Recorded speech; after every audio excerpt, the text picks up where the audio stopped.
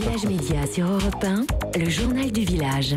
Alors Raphaël, on ouvre votre journal avec un retour sur notre émission d'hier. Nous recevions Laurence Ferrari dans Village Média et certains propos ont suscité beaucoup de réactions. Oui, hier Philippe, vous avez questionné la présentatrice de CNews au sujet de ce qui s'est passé il y a un an lorsqu'une grève d'une ampleur inédite avait secoué la chaîne qui s'appelait alors encore iTélé. Ce mouvement très dur avait entraîné le départ de plus de 70 journalistes de la chaîne d'info continue.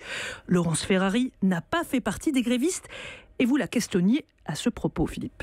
On peut être attaché à l'indépendance d'une rédaction et à son indépendance éditoriale sans dire je fais la grève. Faire la grève, c'est détruire l'outil de travail. Ça a été le cas. Voilà.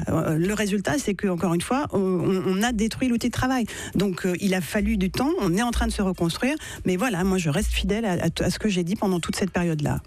Destruction de l'outil de travail, ces mots passent mal, déferlantes sur les réseaux sociaux avec beaucoup de commentaires très durs, un peu sur le mode c'est pas la grève qui a détruit l'outil de travail, c'est Vincent Bolloré, je le rappelle, propriétaire de CNews via Vivendi. Alors, les journalistes qui ont quitté iTélé, qui pour certains ont eu beaucoup de mal à retrouver du travail, ont également été touchés par ces mots de Laurence Ferrari. Sur Twitter, j'ai relevé ce message d'Élodie Safaris, l'ancienne rédactrice en chef du site web d'iTélé, désormais chez France 24. Je cite « Alors non, Laurence Ferrari, on se battait pour préserver l'outil, le travail et l'intégrité. » Autre sujet du jour, une journée difficile qui s'annonce pour le propriétaire du PSG. Effervescence et nuée de caméras ce matin à Berne en Suisse pour l'audition de Nasser Al-Khelaifi.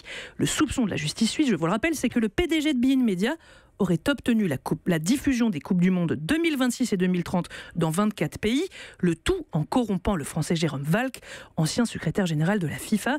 L'audition devrait durer plusieurs heures. Et puis du nouveau pour Stéphane Plaza sur M6. Oui, une info de notre confrère Thierry Moreau, le directeur de la rédaction de Télé 7 jours.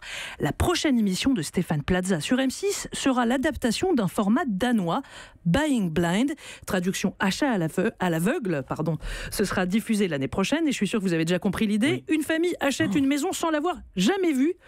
Et donc l'achète vraiment, uniquement sur les conseils d'une équipe d'experts. J'espère qu'ils ont acheté l'émission en l'ayant vue et pas seulement sur les conseils d'experts. Faut avoir confiance quand même. Merci Raphaël Baillot. Europe 1.